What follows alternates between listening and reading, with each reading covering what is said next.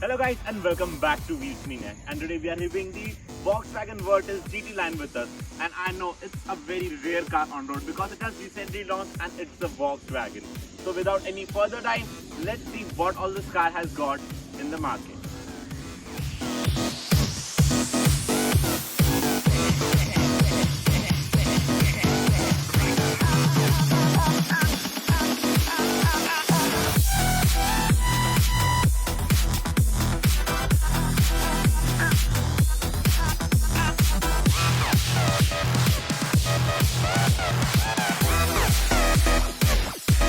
So let's start with the review of the car, and the first look you will notice it looks extremely sleek and very sporty, and it has been changed completely from the previous year or the previous generation of the car, which was the Vento. And here's the key of the car, so let's unlock it, and it's a flip key but it gets push button start in it, and you can open the boot also with it. And if we talk about the engine, this is the 1.5 liter DSG one, and it gets a 1.5 liter inline 4-cylinder Evo motor, and which is omitted to, of course, a 7-speed DSG gearbox, which is the best in the class, or best in the upper segment also, because this is a phenomenal gearbox and the engine also works extremely well.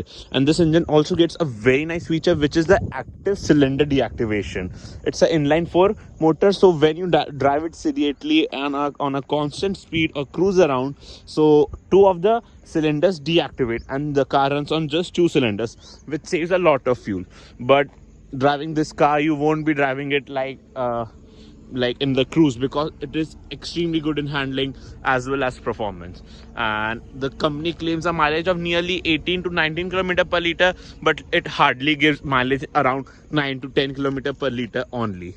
And if we come see at the bottom over here, gets twin exhaust over there. Of course, it's a huge engine, so it requires twin exhaust, and it comes with 150 horsepower and 250 newton meters of torque, and takes the car from 0 to 100 in nearly 9 seconds. And if we talk about the design features of the car, so first, these are the beautiful headlamps, which gets a DRL over here. This is the LED indicator. This is the main headlamp, and over here are the turning lamp as well as the fog lamp. The fog lamp is sadly a halogen one, and on the grille it says GT. And of course, being a GT line, it gets a lot of gloss black treatment in it, like the front splitter, and of course it gets chrome also, but the chrome is used so nicely that it doesn't feel very bulky or that type of. And if we come to the side over here, these are the wheels, and these are 205/55 16-inch tires, and it gets a red brake caliper. Yeah, of course, these are gloss black wheels, but in our city it has been raining all day and all night long, so the car is a bit dirty, pardon me for that. And over here is the GT line badge, and these are the outside rear mirror are again finished in gloss black color, as well as the roof. And it also gets a shark fin engine over there. The roof is also finished in gloss black. And over here it says Volkswagen, and a chrome line running in the window lip. And if we see from this side, it gets a ton of cuts and creases. The design language, of course, it sits a bit low than the Slavia, and it's more dynamically better than Slavia in many aspects. Yeah, if you have driven both of the car, you can know that how better the Virtus is from Slavia. And the rear tail lamps look phenomenal, and they are just phenomenal indeed. The attention to detail, yeah, they look a bit like the Audi ones, but of course in the night time they look just phenomenal. And it also gets a lip spoiler over here in the GT line variant, and a high mount stop lamp over here. And over here says Virtus, the VW logo, and you can open the boot by just one click. Yeah, it goes up, and the boot is also a great size. And over here is the spare wheel, which is a smaller size tire. No, that's the same size tire, just a steel rim.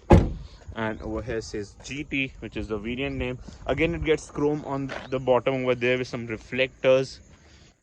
And if we talk about the overall design, is phenomenal of this car. The handle gets chrome on it, like half the body color, half the chrome. And if we come to the rear seat of the car, it gets some sunshades, which are the pack of accessories. And over here the door gets proper bins over here, tweeters, speakers, and the seats are also quite comfortable at the back. you won't be feeling any claustrophobic over here. And twin cup holders over here, AC vent, twin USB-C charging sockets. Yeah, it only gets USB-C sockets. And over here this is also part of optional accessories, like you can keep stuff in it and some more space to keep your stuff. And like in the Lavalier, you used to get a phone holder over here, but they sealed it in the Virtus.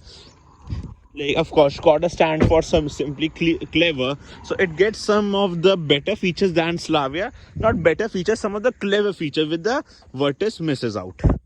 And if we get in, this is the driver door widget. Window control over here. Only the driver window get one touch up and down. This was the outside rear view mirror.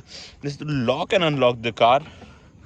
And again, storage space which carries 1 liter bottle and some more stuff quite easily. And these are the seat. It doesn't get electric adjust in them. And over here, these are the headlight controls, the headlight leveler, and they're the pedals over here. And they also get aluminium finish in them, which is also quite nice. And so let's get in, and a proper dead pedal as well. So let's get in. And over here is the engine start stop button. Wait, let me focus on that. So here the car rolls to life. And yeah, right now it's showing range, ventilation. Let me turn off the air conditioning. Yeah, the air conditioning is off right now. And overall the interior look just phenomenal.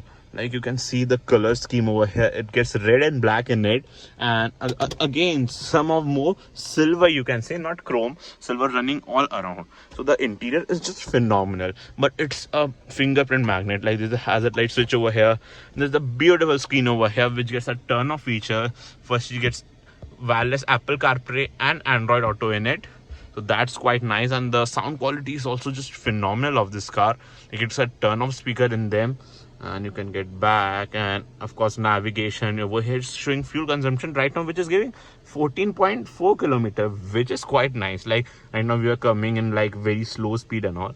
And over here is a traction control button, and to control the volume you have to click this, then this. So that like I personally don't like that at all.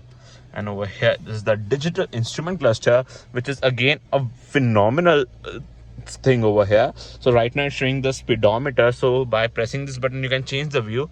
And just came into tachometer, then only speed, and the speedometer. And you can also change the thing showing in them.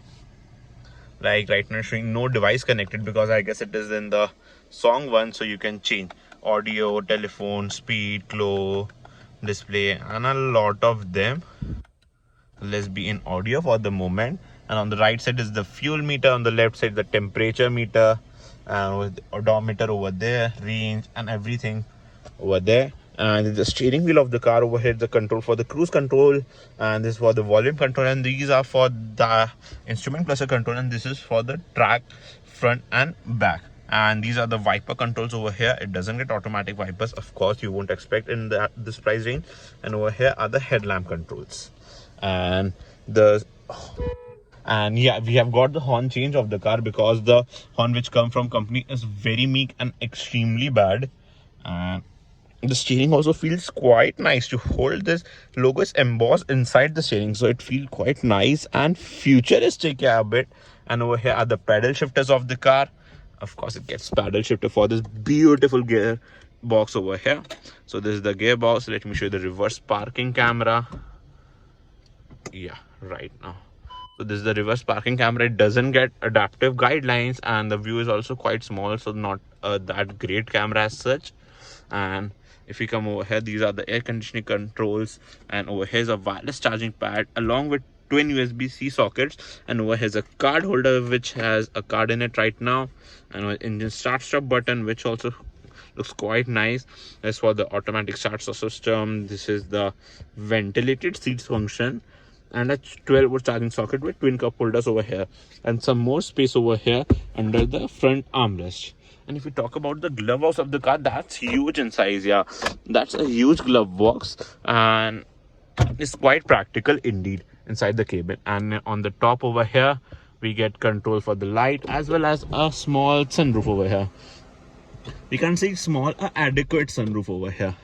So it's quite a nice one over here. And in the cabin it gets white lights, So let's close the sunroof, and over here is a sun visor, one more sun visor over here with a mirror, and this is a auto dimming inside rear view mirror. So overall, this is a very extremely feature packed car and a very fun to drive one. And if you want the driving review, I will try to do it soon. So let's see you guys in another video really soon. Till then, bye bye and have a nice day. And don't forget to subscribe to the channel, like the video and share it with your friends.